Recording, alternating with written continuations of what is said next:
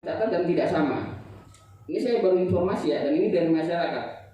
Kedua, ada beras yang banyak pupuknya. Itu kan berarti dibeli murah dong.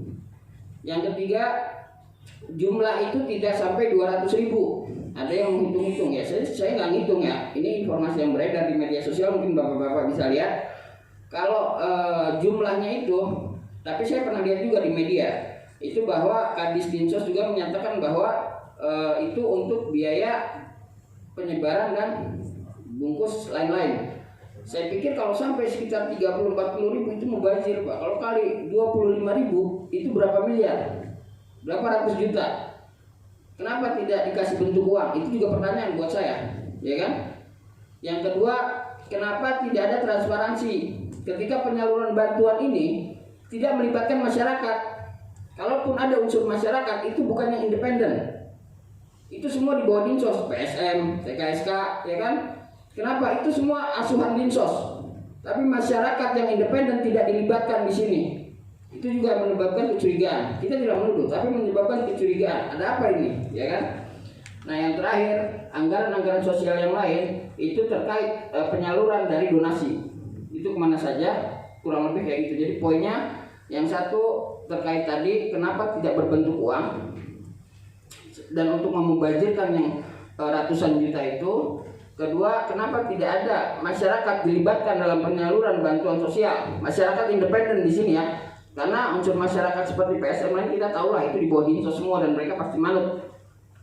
Jadi yang independen. Ketiga,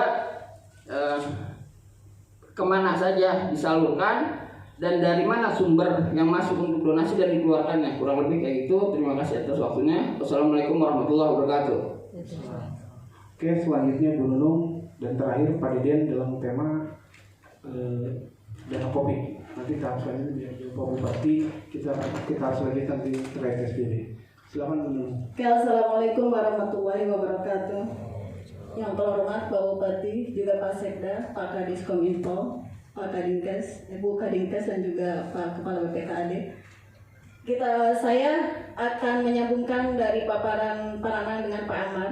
Yang intinya kita setuju untuk adanya transparansi anggaran COVID-19 ini, COVID-19.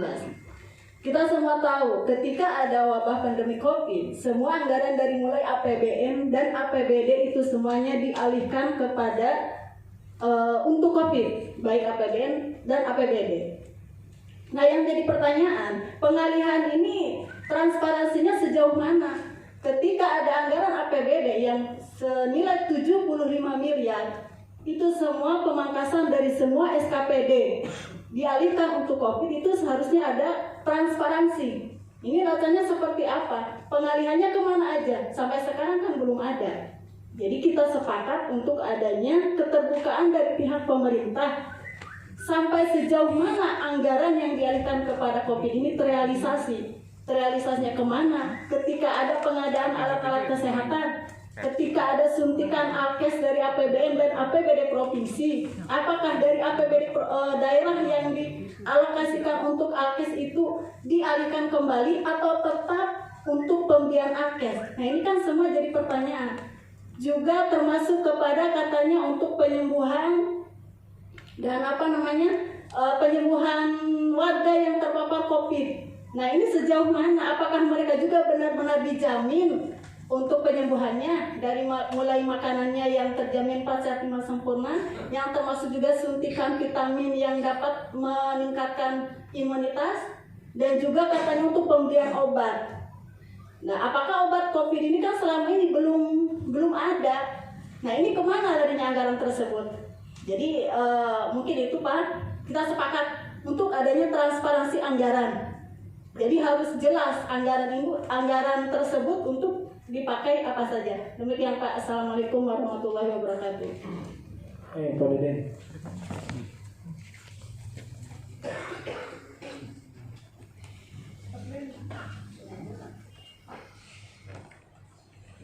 Assalamualaikum warahmatullahi wabarakatuh. Pertama-tama saya ucapkan dulu selamat ulang tahun kepada Pak Bupati. Belum mengucapkan, langsung aja mungkin ke the point. Yang pertama saya akan menanyakan sesungguhnya itu besaran dana COVID itu 75 atau 77 gitu ya. Kita sebagai wartawan juga masih bingung itu, dan itu menunjukkan jadi satu indikator bahwa ada kesimpang siuran gitu ya. Nah itu sehingga tadi memperkuat apa yang ditanyakan oleh Ibu Nunung bahwa itu perlu publikasi yang jelas, rinciannya seperti apa. Kalau misalkan 75 yang sudah terpakai besarannya seperti apa. Nah itu pentingnya sebuah transparansi, dan memang ini juga ternyata diperkuat juga oleh anggota dewan yang banyak usulan pembentukan panja, pembentukan pansus, dan seperti itu. Padahal dewan itu kan merupakan salah satu bagian penyelenggara pemerintahan. Artinya di situ dewan juga belum tahu jelas gitu. Nah itu urgensi dari apa yang dipinta oleh Ibu Nunung dan rekan-rekan gitu ya. Itu yang pertama. Yang berikutnya mungkin satu aja mungkin ya, Pak Bupati dan Pak Sekda, Pak Wabu, saya merasa penasaran, dan mungkin ini perlu diklarifikasi gitu ya. Kenapa anggota dewan sampai mendapatkan proyek sembako gitu? Mungkin perlu dijelaskan biar kita paham mekanisme tendernya seperti apa gitu. Itu aja mungkin ya. Terima kasih. Wassalamualaikum warahmatullahi wabarakatuh.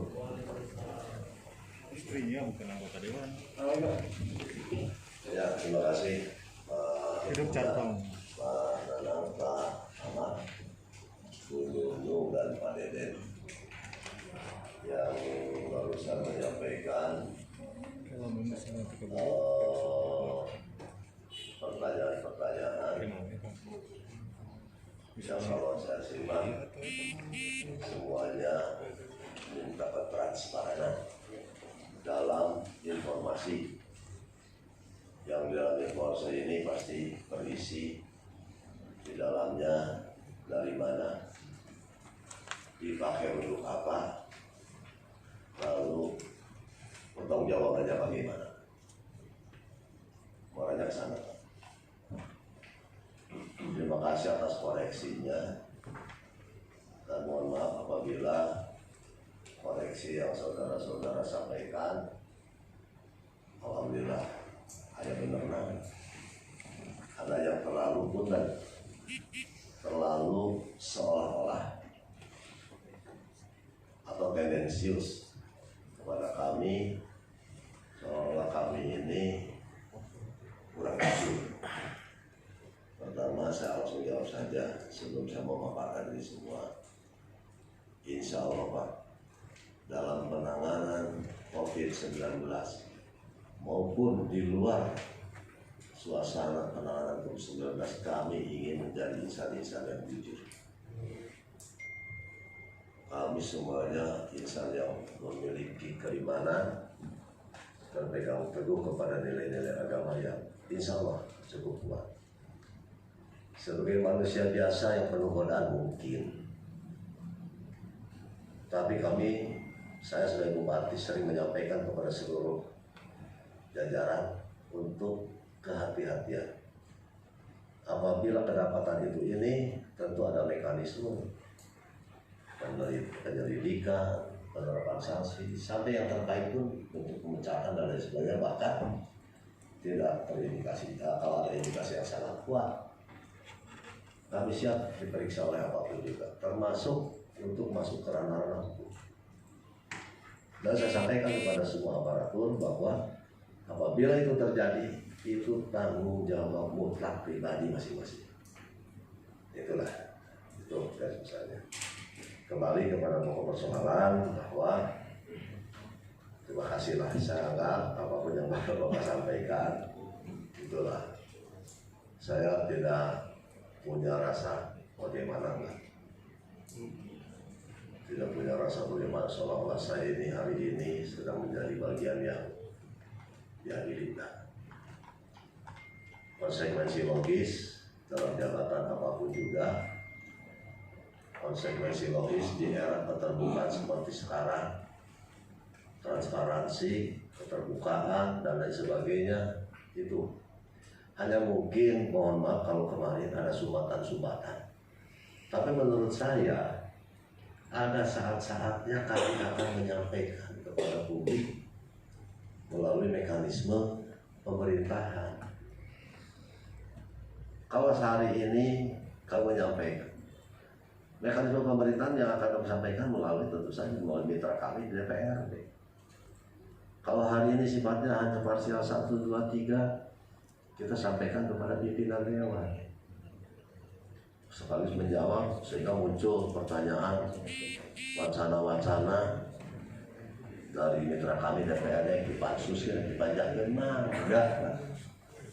Kalau mekanismenya ada, kalau indikasinya ada. Saya pernah menjawab di DPRD 2 periode. Setahu saya kalau panja atau pansus, khususnya pansus, itu kalau ada kejadian yang sangat luar biasa dan tendensinya tidak terbantahkan. Tapi kalau hanya dugaan-dugaan, apalagi berasal dari beberapa penelitian, pooling, dan lain sebagainya, di era keterbukaan seperti ini, di era kemudahan teknologi seperti ini, mudah Pak. Siapapun boleh melakukan jejak pendapat.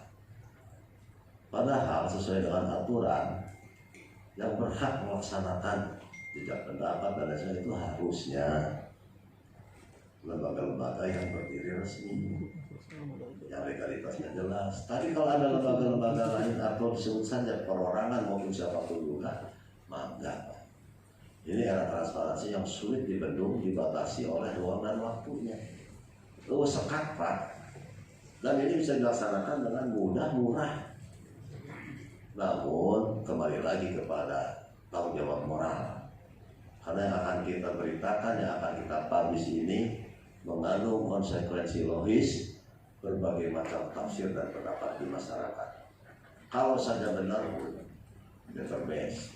Tapi kalau saja hanya mengandung itu tidak terlepas daripada kan merugikan, mencederai. Dan talah barangkali itu tanyakan kepada para ulama, hukumnya gitu kan. Hukum atau sanksi moralnya atau sanksi nilai hati dan lain sebagainya itu. Bapak Ibu yang saya hormati, kalau tumbuhan saja Pak ya, tumbuhan saja. Kalau itu enggak unek-unek, kalau tadi saya katakan unek-unek, saya pakai salah satu bagian isi hati saya yang harus saya sampaikan. Saya seringlah ibu ini istilah bully itu baru tahu sekarang. Itulah. Tadi yang ditanyakan oleh Pak Nanang ya terkait dengan yang mendasari pembelian ex rumah sakit Citra Ibu, termasuk transparansinya, ada yang kabar beritanya begitu begini wajar ya. Terus penerapan PSBB, lalu petugas lapangan yang mungkin mengeluh, yang kurang perhatian, nanti insya Allah akan saya jelaskan. Pak Amar, berbagai macam survei, terjadinya gejolak di masyarakat pasti ada. Saya ikut merasakan, dan kami semuanya berusaha untuk memadamkan, untuk menangani. Tadi ada pertanyaan disinyalir ada beras yang ada kubunya. Saya baru mendengar hari ini